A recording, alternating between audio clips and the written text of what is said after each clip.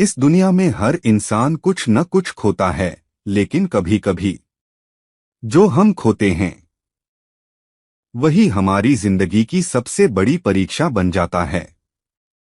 ये कहानी है एक ऐसे इंसान की जिसने सिर्फ एक कुल्हाड़ी नहीं खोई थी, उसने अपनी किस्मत खो दी थी और शायद पा भी ली थी। उसका नाम था रामू, एक गरीब लेकिन ईमानदार लकड़हारा। हर रोज जंगल जाता, लकड़ी काटता और उसी से अपनी जिंदगी चलाता। उसकी झोपड़ी छोटी थी, कपड़े पुराने थे, लेकिन उसका दिल बिल्कुल साफ। एक दिन वो नदी के किनारे लकड़ी काट रहा था। सूरज सिर के ऊपर था, पसीना जमीन पर गिर रहा था और तभी एक पल की चूक और उसकी कुल्हाड़ी नदी में जा गिरी। उस पल जैसे उसकी सांसें रुक गईं। वो जानता था ये नदी गहरी है, बहुत गहरी।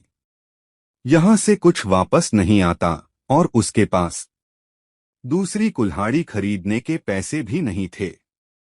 वो नदी के किनारे बैठ गया, आंखों में आंसू थे और दिल में डर, क्योंकि वो जानता था आज अगर कुल्हाड़ी नहीं मिली तो आज चूल्हा भी नहीं जलेगा। और तभी पानी की सतह पर हलचल हुई, जैसे नदी ने कोई राज छुपा रखा हो। धीरे धीरे पानी से एक दिव्य आकृति उभरी। वो थे जल देवता। उन्होंने पूछा, हे लकड़हारे, तुम क्यों रो रहे हो? रामू ने कांपती आवाज में कहा, देवता, मेरी कुल्हाड़ी नदी में गिर गई। वही मेरी रोजी रोटी थी। जल देवता पानी में समाये और कुछ ही पलों में उनके हाथ में एक चमचमाती सोने की कुल्हाड़ी थी।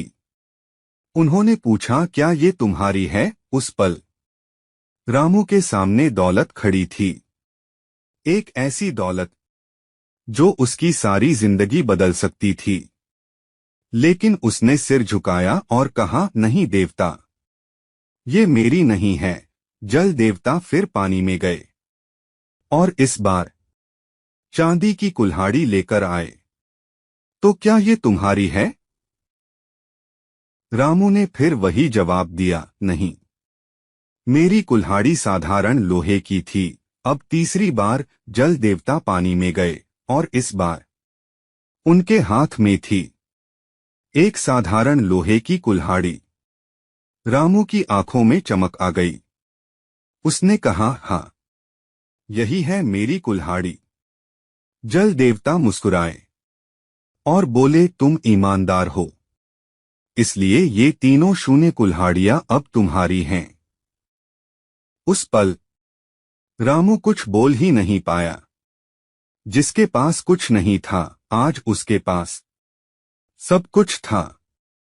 लेकिन कहानी यहीं खत्म नहीं होती। पास ही एक और लकड़हारा ये सब देख रहा था। उसकी आंखों में ईमानदारी नहीं, लालच था। उसने जानबूझकर अपनी कुल्हाड़ी नदी में फेंक दी और जोर जोर से रोने लगा। कुछ ही देर में